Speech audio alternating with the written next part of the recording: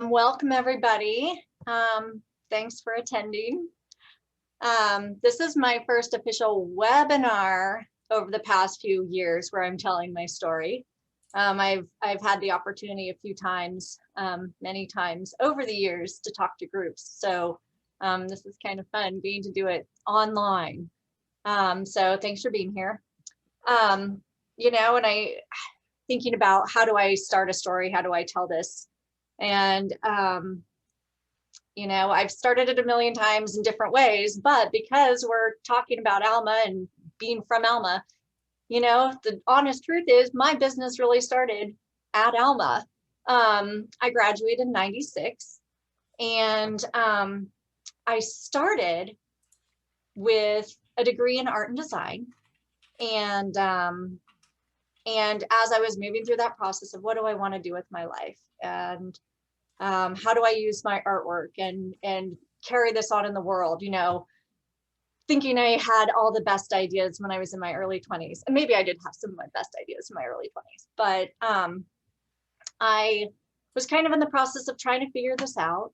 And I was also at the same time thinking about what about after school and how do I make money and still maintain artwork? And is this going to be like, am I going to go and travel booth to booth and, or, show to show and sell my artwork at booths and things? And that was the original plan. And so while I'm thinking about all these plans, I want to make some extra money on the side. I was really lucky that my family, my parents helped pay for my college, my first degree. And but the deal was you had to make your own like spending money and extra money. And I'm thinking about how do I do that and make extra money for after school. And I was like, oh, just kind of not totally on a whim, but like, how do I make some extra cash?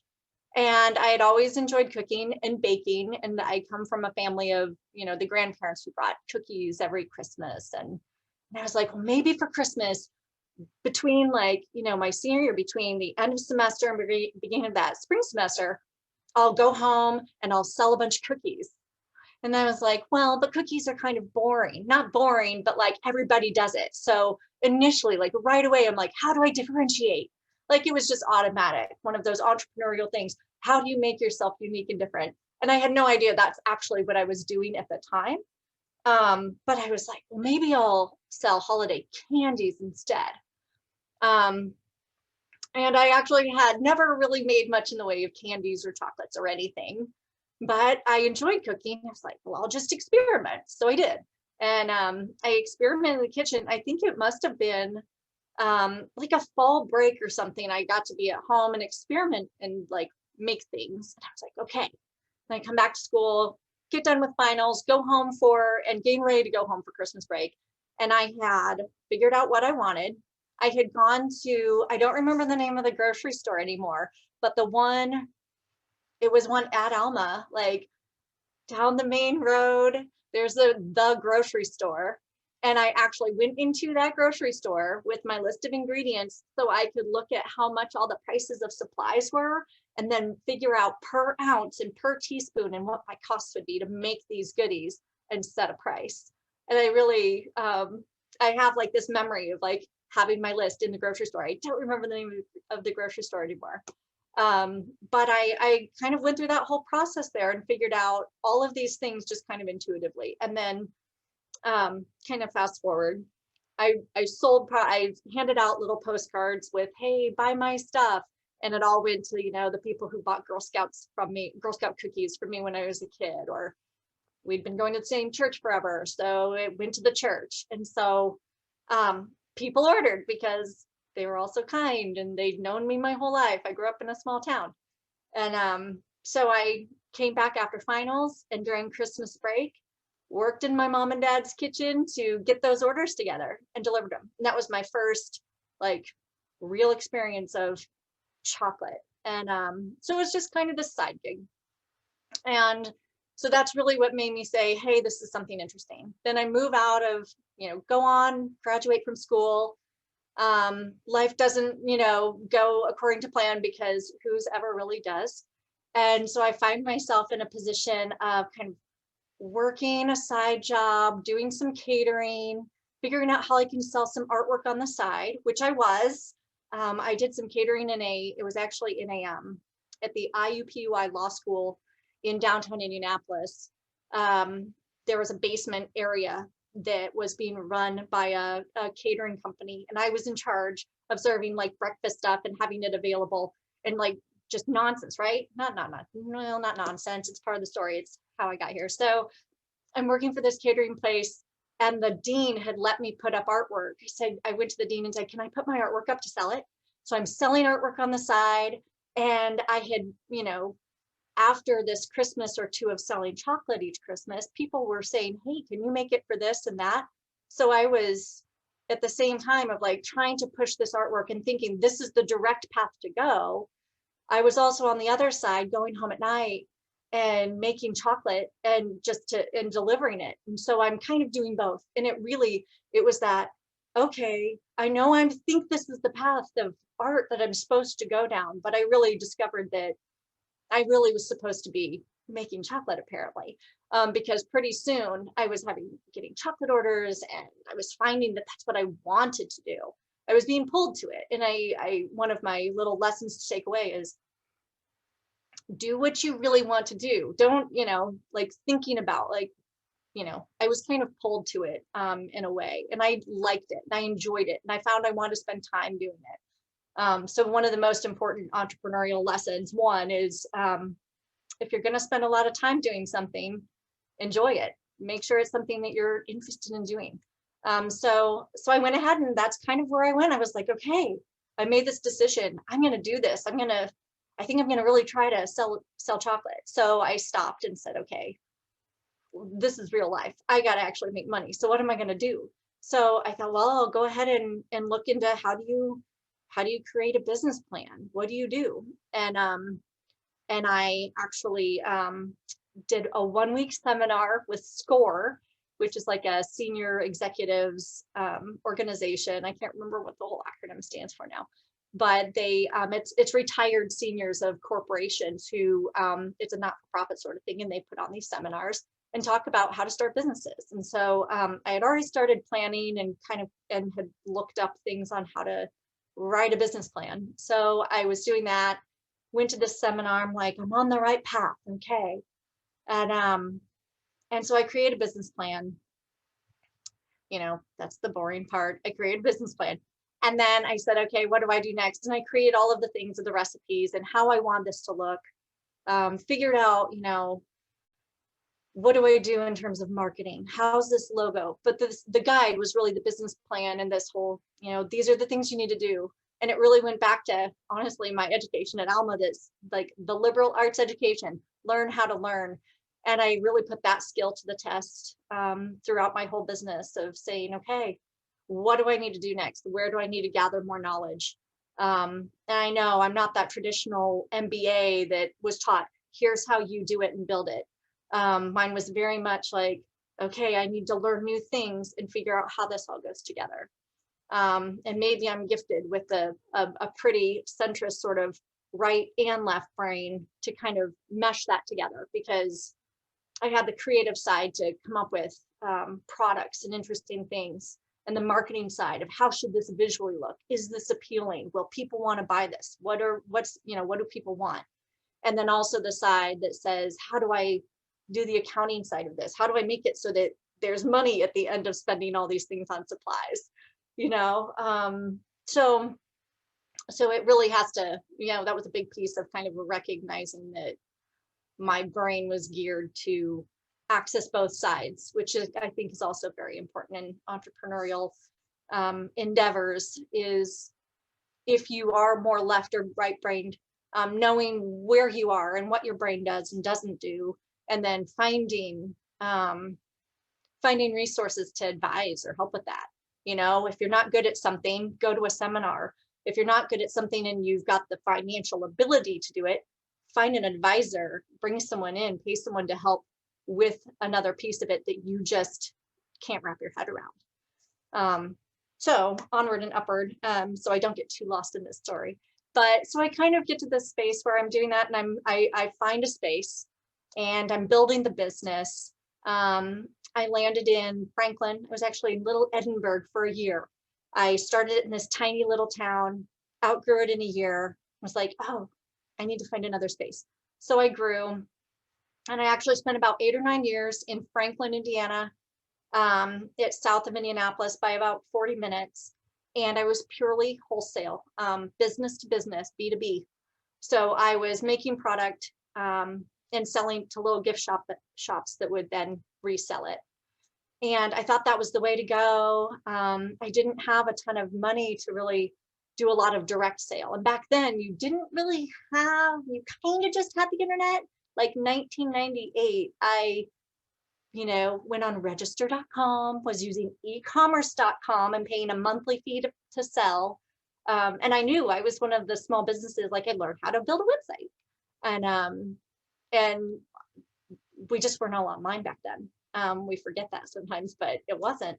So, you used a phone book. Like I took, at one point, I think I had a phone book. Remember phone books? So, over time, things shift and change. I spent a lot of time then, 8 years in the wholesale side of it. And the market started to shift. And I was like, okay, I'd spent a lot of industry time looking at chocolate and what are called premium chocolates, gourmet chocolates.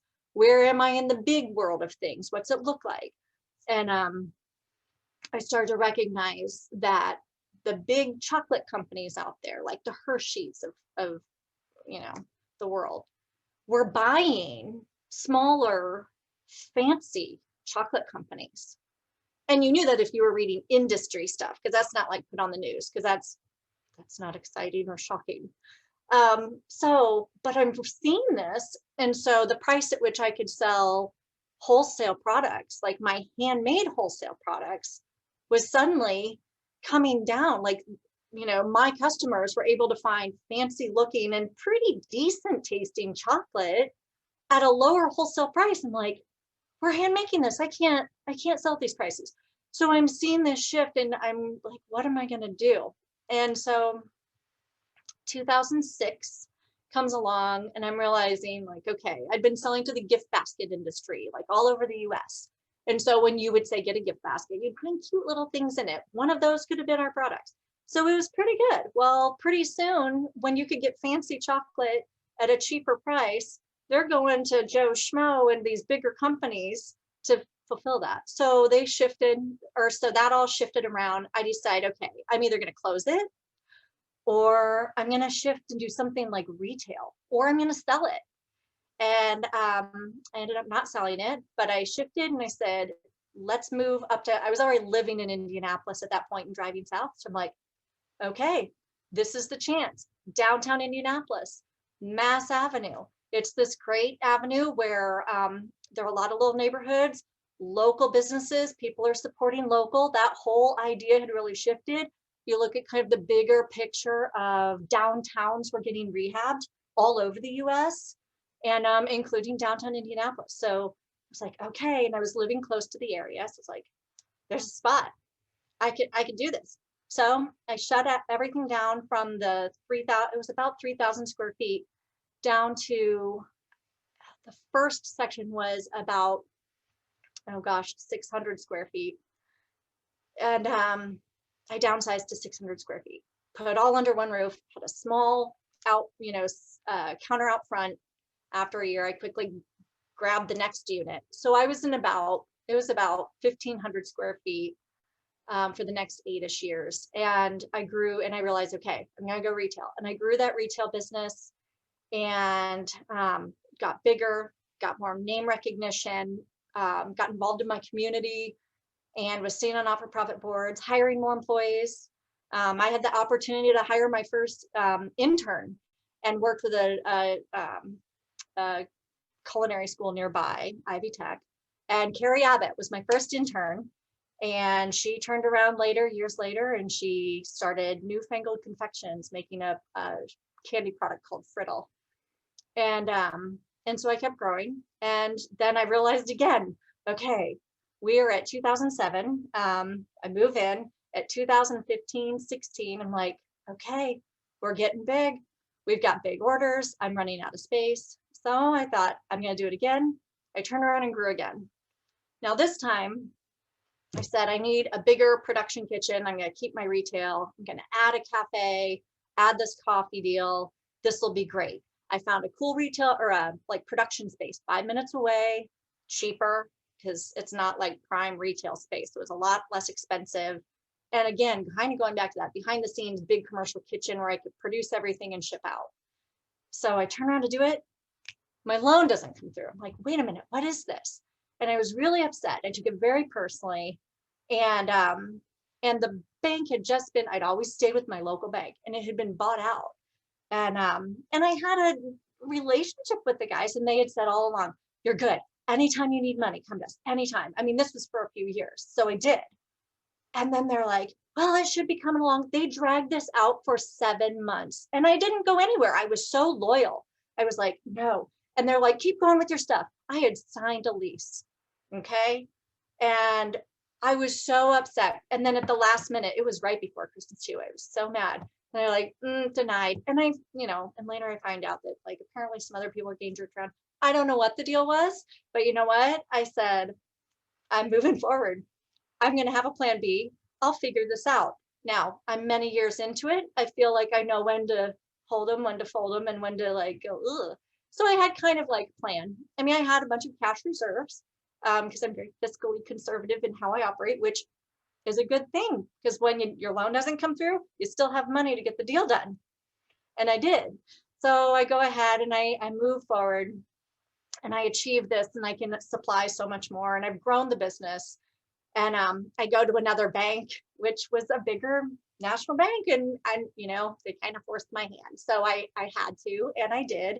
And they're like looking at my paperwork, and they're like, yes, you don't have to even give us a bunch of returns. Here's a credit line for $100,000. So that was some really great validation. I'm just like, what is wrong with me? So I still don't know. I pulled all of my money out of that other bank. Their loss. So I ended up being able to move forward and grow the business more. And I only went 2 more years, and I said, I don't know what I want now. Things are different. I'm enjoying this. I'm growing it. What's the next thing though? Do I just keep growing this more? And so I found, and this is 2018, I'm like feeling this. I didn't know what it meant. And I finally was like, okay, well, I can grow it more. I can keep going. Maybe I could sell it. And so I talked to a broker. I spent some time. I did a lot of journaling and a lot of like, what am I doing with my life? And so I eventually found a broker who I went through the Alma learning curve again. Okay, what do they say to do? What do you want to do when you sell a business? What am I going to do now? Okay, you could go through a broker, you could do it yourself. I'm getting all these, ducks in a row. Okay, let's look at brokers. I find a broker who has knows other food, has sold other food businesses, is local, and I get a referral. I find out, some businesses he sold. I'm like, oh, I know those people, because when you're in the food industry, you get to know the food industry people around you. So I was like, okay, this guy's reputable. Okay. So we talk, and he's like, do this to get your business in order. See where you are with your numbers. Gather your tax returns. Keep the business going well. Nobody wants to buy a business that's like, like you've just given up because you're ready to move on with your life. So I'm like, okay, let's keep it going. Like, we're not changing things. And that's what you do. You keep going, and you want to leave on a good note. You want this to look really good, because the next person comes along, you want to hand off that baton in a smart way, not where they're reaching back. You're like, come on, it's right here. I'm next to you. Go, and push them forward so they have success. And ideally. So that's what I did. And I turn around, I'm like, okay, I've got it all set. I'm working on this, get through the tough Christmas season of like all the hours on your feet, back-breaking, labor-intensive beauty of artisan handmade chocolates. And I get through that, and this is now 2020 by the time we're moving to this stage. Like, it goes from 18 to 2020. 2020, January, I'm talking to my broker, and he's like, okay, I think I have some thoughts. If you're really ready to do this, I'm going to put some feelers out. He calls me back in a couple of weeks. He's like, okay, I have some names. I think I have someone who's really interested. I'm like, okay, great. I'm now focused on Valentine's, because you've got to get through Valentine's. And he says, I said, well, who are you thinking about? He's like, the #1 candidate, I think, is Carrie Abbott. I'm like, what? Carrie Abbott. She was my first intern ever. And so I'm like, okay, let's just see. So we make it happen. And Carrie Abbott, she happened to be poised and ready to take on another business. And it happened to be, she was still making her friddle, her candy confection, but covering it in chocolate now. And her market and her business plan was open, and she was ready for an opportunity like this. And it just so happened that it was time, and I felt good about it, and I was ready to sell. And so the stars aligned, I guess. And so I sold the business, and we signed on the line March 6th of 2020. And then the next week the world shut down. So yeah, so that's my big story. I don't know. What questions does everybody have? Bill, I don't know if you want to throw out stuff for questions for me. Well, yeah, wonderful. Elizabeth, what a fabulous story all the way along. So certainly if others have questions, I know I have a lot of questions. But the first one obviously jumps in is Kay is asking, what are you doing now? Is probably on a number of people's minds. So okay, I actually had to give myself a minute because I couldn't decide what I want to do. And I was really scared to close and not know what's next. And then I was like, Elizabeth, you are 40 something. You can do it. Just figure it out. So I shut everything down. And then I let myself figure out COVID and calm down, and then get to a space of what do I want to do next. And I actually am in nursing school. So ta-da. So I spent the summer dealing with some health stuff with a family member, my father-in-law, and found that I really felt good about the experience of being there for someone else. It actually harkens way back to Alma again. In my art, with my art degree, I had a psychology minor, and he considered art therapy, and actually had participated in an independent study course in hospice, and had a hospice patient where I was doing some art therapy stuff, just as like a learning experience. So lo and behold, I actually have that little piece of me that was still kind of like, hey, you haven't done this yet. And so I looked into it and spent some time really researching what program would be good. And I'm with Marian University. It's in Indianapolis, and it's an accelerated 16-month program. We're almost done with our first semester. It's partially online and in clinicals. It's a second degree program, so you have to have your first degree. And yeah, it's exciting. I'm loving it. It's a lot of work, but it's good. So that's what I'm doing now. great. Are there other questions that folks have that want to pose? Yeah, I was just wondering, like, at what point do things start to become profitable for you? And something goes from like a small like side hustle, right, to being like your main form of, to start making money, and then your main form of income. Like, how does that happen, and how long did that take you? For me, because I am, okay, so I would be what's considered a micro business, a small business. I don't like small business because the government calls small business 150 employees or less. That's a lot of employees. I got up to like 20-ish. So really it took me a long time. Now, part of this was because I was young and inexperienced. But like the first year I had a profit because it was just me, and I wasn't really paying myself. And I was like, look at this, I'm making money. Well, and I, at the time, lived at home. I had moved back home for a year.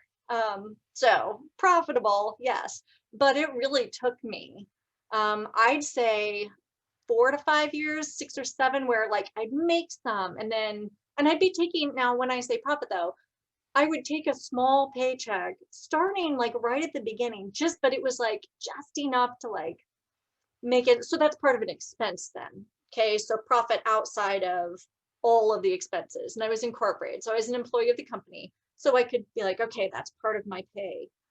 And so beyond that though, like a true profit versus revenue. Profit was, I feel like it's been so long, but I feel like after year 7 before I really started moving. And then I'd have like ups and downs and ups and downs. Now my paycheck, I would grow, and so then there'd be less profit. But believe me, it's not like I'm a millionaire. I always made it so that I could like get by and survive. But it was a while before I got to where I was like, I never, by the way, if I compared myself, which I had to stop doing, to other, 96 grads, like if I would have just climbed the corporate ladder and taken other jobs, I financially would be so, I'd have these emotional moments. So I never really feel like, I certainly never made like, $70,000, $80,000 a year kind of thing. I really didn't. And most small business owners, there are some that do, and there are some that are in other businesses. Mine's very much the wealth management. People call it a lifestyle business because it is your lifestyle. It's who you are. Like I am the chocolate lady.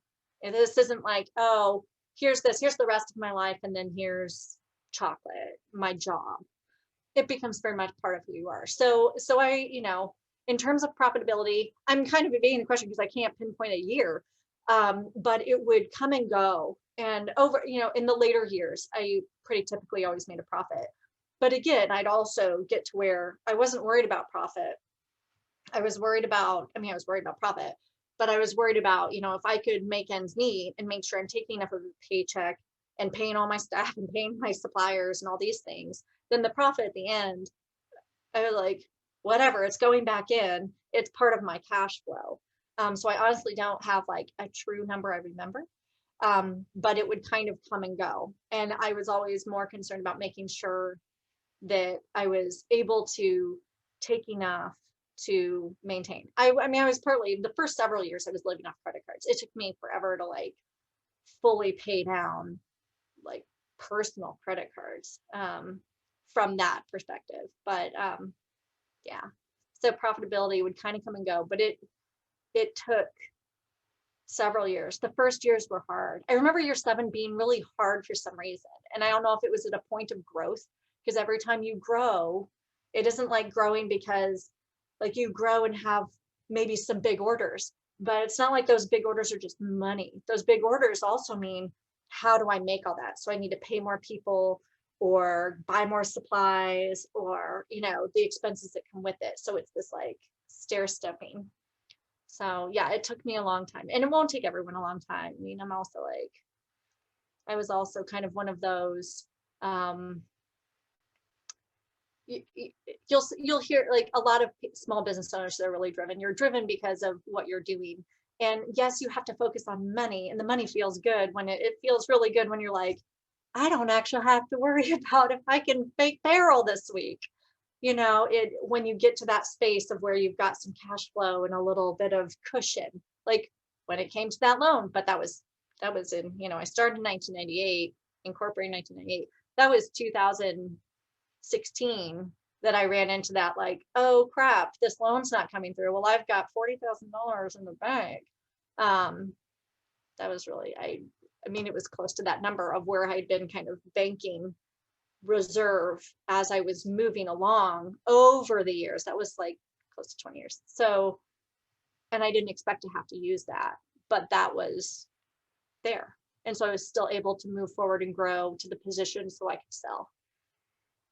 And honestly, you guys, I wasn't really totally planning. I was planning on selling, but I also was, I always had a plan B, plan C, we'll figure out plan D, E, and F.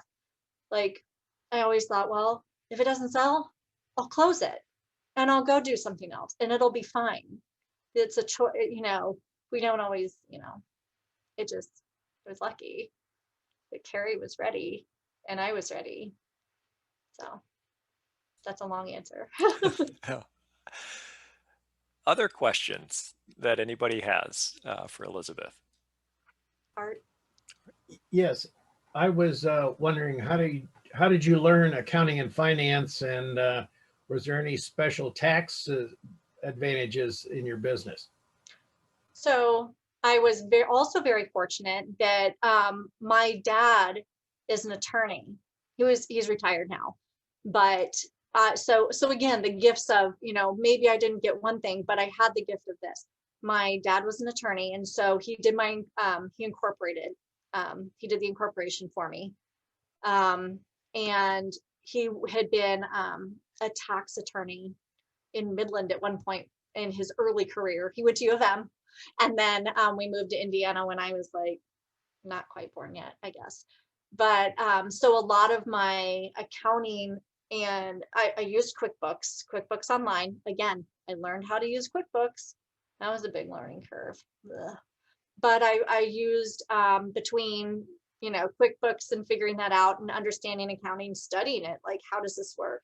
And then I had a good mentor though. I didn't hire an accountant because I had my dad to say, okay, wait, what do you mean debit and credit? Because they don't make sense. And they still, to me, I'm like, okay, you're going to credit this account and debit this account.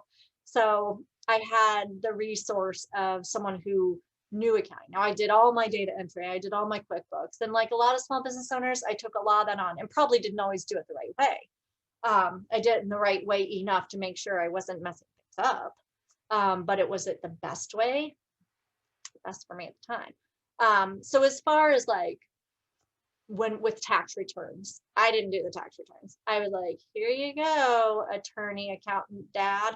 And so he would go through and he'd be like, okay, here's how depreciation works. And he'd explain things to me about why you would do one thing or another, or when you buy a piece of equipment, why it goes in this category and how that works and how you depreciate a little at a time, or what that accumulated depreciation means. And I still, like the accounting piece, I still have to think extra hard when I'm dealing with the accounting side. Like the actual money side's one thing. Money and math and that kind of stuff, that's different from accounting in terms of like things about depreciation and stuff. Profit, I got. Depreciation, meh. So yeah, so I really, all of that, I had so much assistance because I had, and you know, if you don't have a dad, that's one of the number one things to advise. Get someone who knows accounting or have an accountant that you utilize, because those are mistakes that you don't want to make in your business for sure. So, and the legal stuff, the FDA things, that kind of legal stuff, all that I just learned. I was like, okay, health department stuff, FDA stuff, what do you got to do? Well, how do you have to register? What paperwork is out there?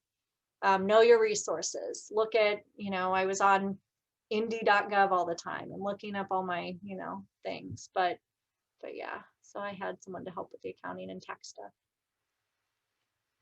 Well, it's certainly, Elizabeth, I was making notes all along, and lots of insights and perspectives, but certainly using the liberal arts education. You referred to that several times, and that willingness to learn, curiosity, eagerness, willingness to learn.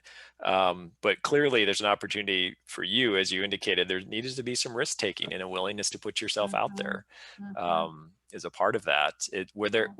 Were there times along the way that you were questioning your own kind of sanity in this process? Always. No, well, yeah, I mean, I certainly would question, but I like to call myself the risk averse entrepreneur. I always just felt like, even though something was a risk, I would also kind of recognize, I always took time to say, okay, if I do this, what does that mean if the worst thing happens? You know, what are my fallbacks? What if this doesn't work? What are safety nets to make sure it probably will work?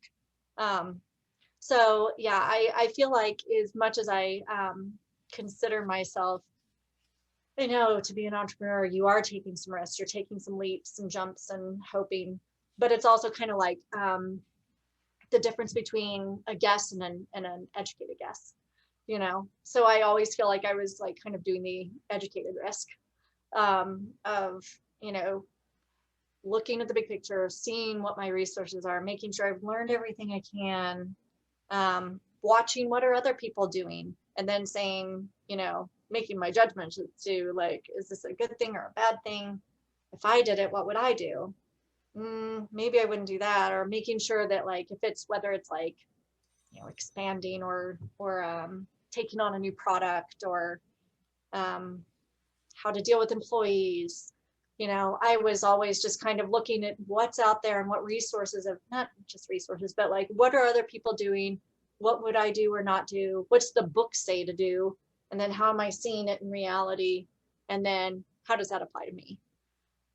So you do ultimately take some risks because you make a choice as to how you're going to do something or not do something.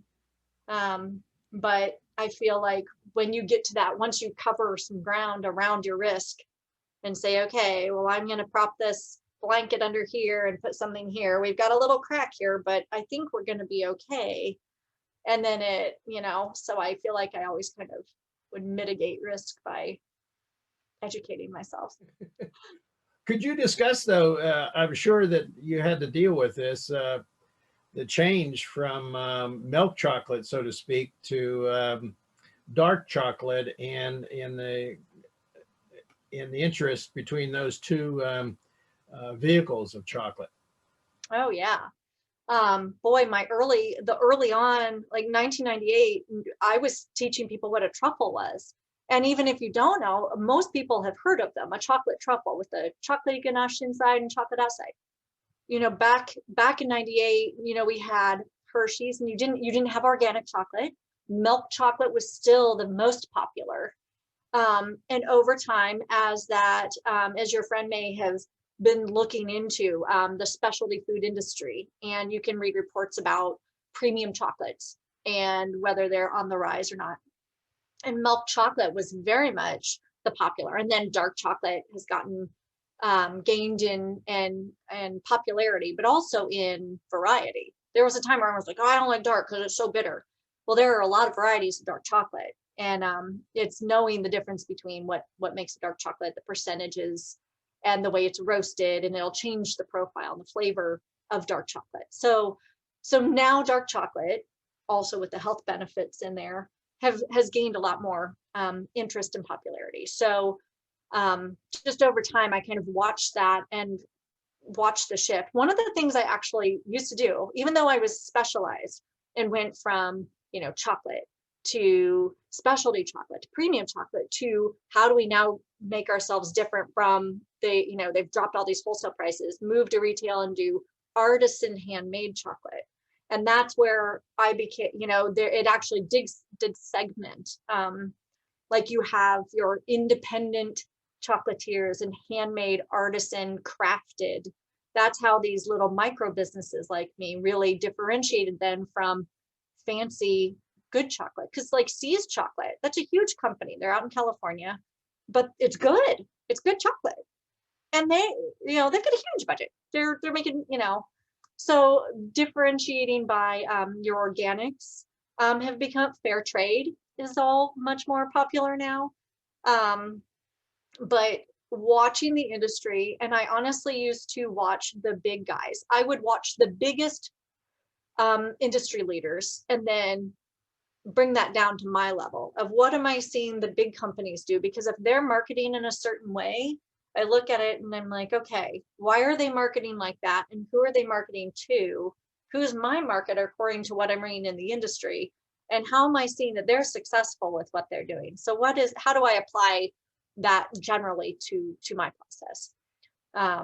So in terms of like, I had to there was a long education there's been a long, I guess it's been a 20-year, process of Americans going from this kind of, I really like the milk chocolate only, and kind of that Hershey sort of thing to, oh, I'm interested in other chocolate.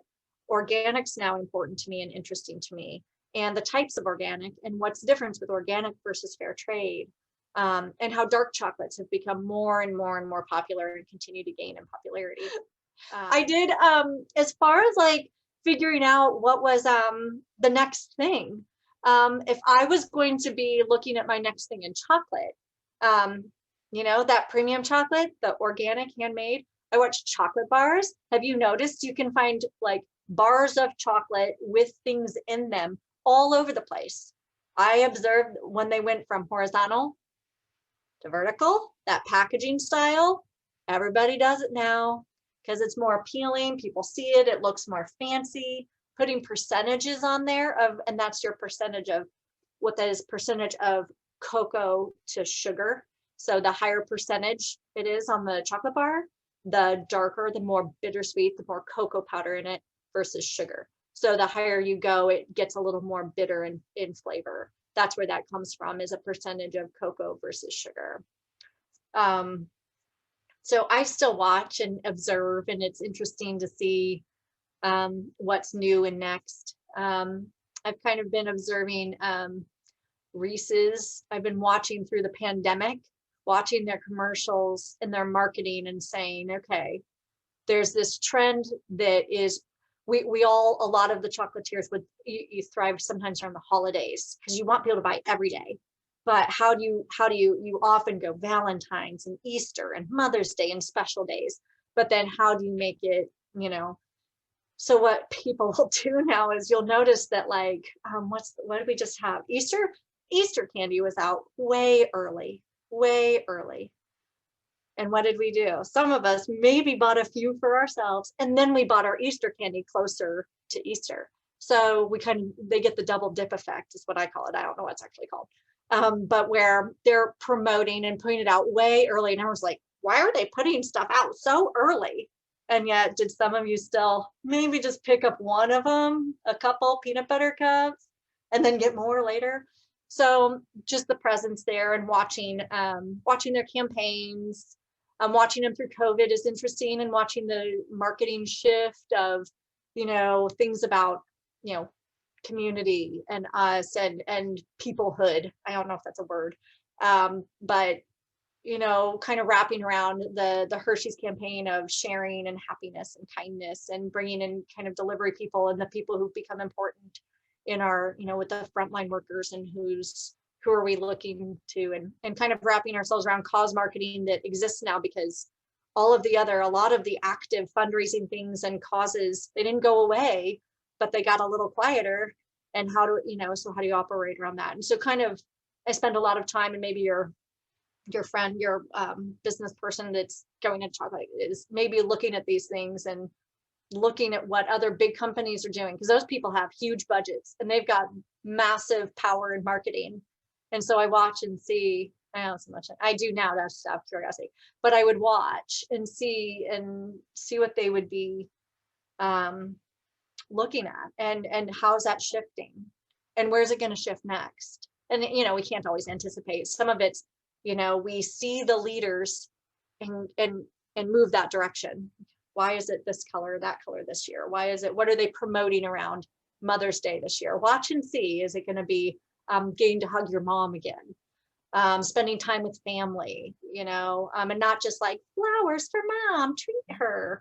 It will be treat her special, but I bet there will be a lot more of time with the people that are important to you, time with family. Make this a part of your post-COVID reunion or stuff like that. So I spend a lot of time kind of seeing what everyone's doing, because the trends are there for a reason, and you see them, and you recognize that it's part of our bubble of consumer. We're all part of it. We can say like, I don't buy this or that. And then if you really stop and pull back and look, you're probably somewhere in there, like being influenced, and don't always recognize it. So figuring out how to be part of it in an authentic way that's true to your product, but also in a way that says, hey, someone buy my product, where that, is important. And knowing those trends. I mean, organic is great. That organics are still up. Fair trade will still be up. Yeah, so that's interesting.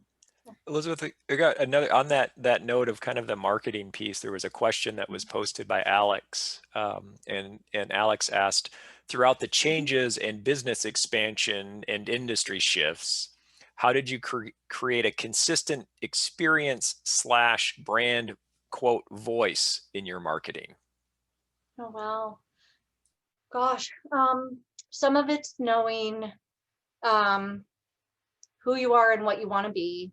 Some of it's, some of it's just the branding, like that brand of, this is our logo, these are our colors, these are the issues important to us. I've sat on some boards. I've always a place called Second Helpings, where they teach unemployed or disadvantaged adults and young adults how a culinary skill, and they get hired in the culinary world. And then they also have an arm that's for they create meals and donate to agencies that can then like preschools and senior living places where they need to have like supply meals for people, and then coordinate with food pantries. So so things that are important, reaching out to the arts and having relationships. I've always found the arts in general and theater, I would sponsor a lot of things. And by sponsor, sometimes it wasn't always financial. A lot of times, say at fundraisers, it would be where I'm participating in their fundraiser, where, you know, someone, you get to buy a ticket and you come in and you get to try food from all these restaurants. And we've all donated then our product. And so not only is it great and I feel good because I'm helping out, but it's also at the same time, it's like cause marketing. It would be for a good cause. So I've got my product out there and people are seeing me as part of that. I'm part of the community then. So some of the marketing as across the board, and as things shift and move, are, I feel like, establishing who you are, making sure you're, you know, the consistency of your brand, and making sure you're visually using that on your packaging and in your ads and things in your newsletters. That consistent visual piece, that's that art side. Making sure that's really consistent, because when I show you a circle with red, then white, then red, then white, like a Target. You think of Target, like you can see, I can name the minute a Target commercial comes on, I can, before they've even shown me the logo at this point, I know it's Target.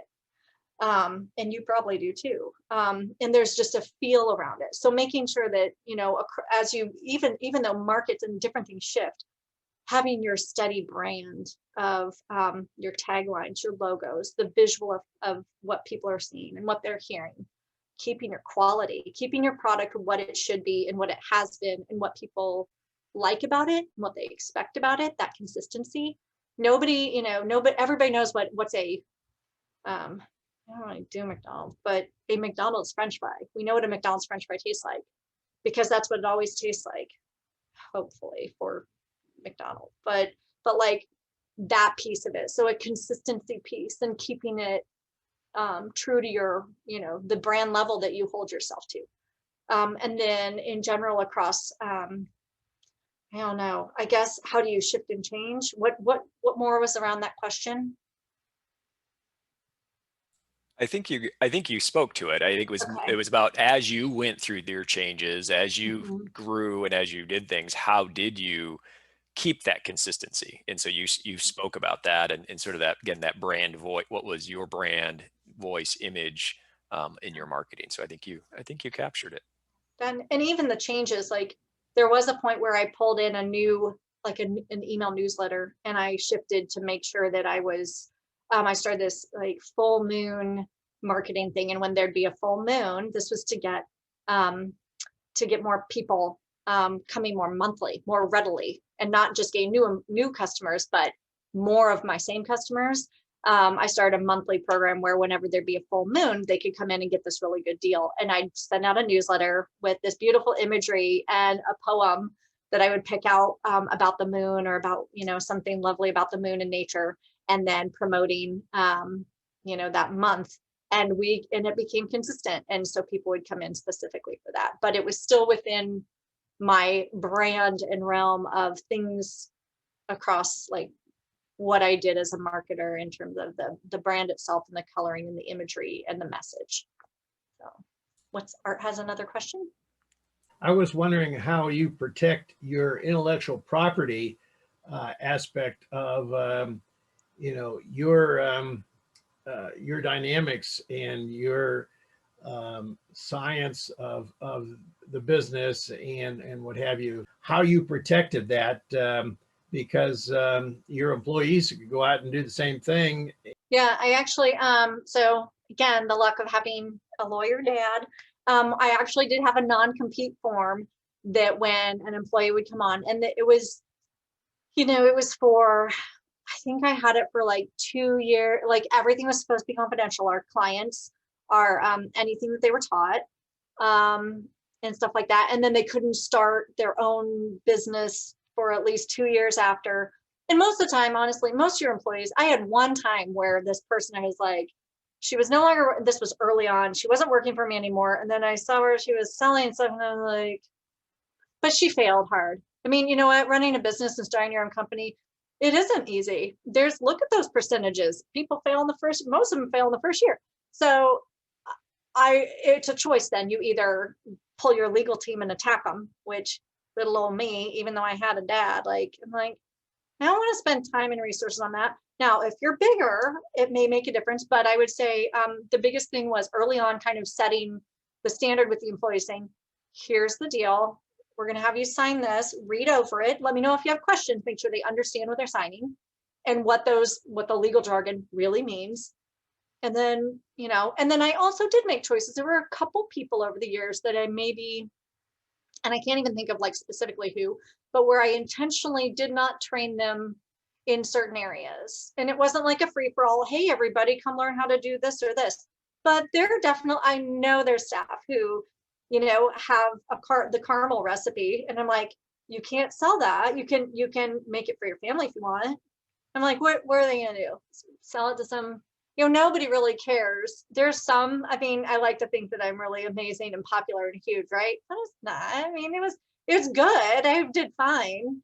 And someone else owns it now. So it's still all confidential and it's her job to chase people now if she wants. But there's nobody who's taking it and able to take it to that big a height. Now, Charlie and the Chocolate Factory, though, the big secret, only so many people with a golden ticket come see this stuff and everything is secret, right? That's for a reason. There are some things that would be, maybe it's technique.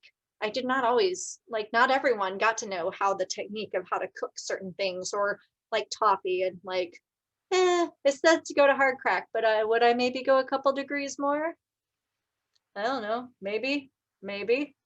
So some of those techniques, you can give someone a recipe. That's why we have a gazillion chocolate chip cheesecake or chocolate chip cheesecake, chocolate chip cookie recipes in the world, right? But do they all taste the same? No. And everyone could be using the same recipe, but there's an art to some of it. And then there's some propriety, sort of if you're a bigger company, not everyone's privy to all of that information necessarily. But if you know your art and what you're making and recognize, I know Joe Schmo can't come in here and replicate this. Or if you have someone that you're concerned about, I'd always have all the, legal stuff, but you also have the choice then if you're going to chase it or not. If someone violates that, and how far are they getting, they're probably going to lose money in the long run. Maybe not. If it's a bigger company, but I didn't have to do a whole lot with that, but I did have the protections there and made it not clear in a hard way, but clear, this is a business, even though we're small and I'm super flexible and all my employees, everybody shared way more information than they should have ever. And we're all like family, but there's this is the business part. And so making it, evident. So yeah. If someone violates you, then it becomes a choice of a legal thing or not. So, yeah. Well, Elizabeth, thank you so much. We are actually at an hour, and this has gone beyond what we originally thought, but all great and wonderful questions, and so much appreciate you again taking time from your busy schedule and your now next career preparation to share your insights with the Alma family. And so this has been terrific. So thank you so much, and Welcome. Wish you all the best, and we'll keep looking forward to hearing your next steps. But thank you. And again, this is getting recorded, and we'll share this if folks want to re-listen and kind of pick up some things maybe that they missed along the way. So Elizabeth, thank you. You're welcome. All right. Take care, everybody. Go Scots.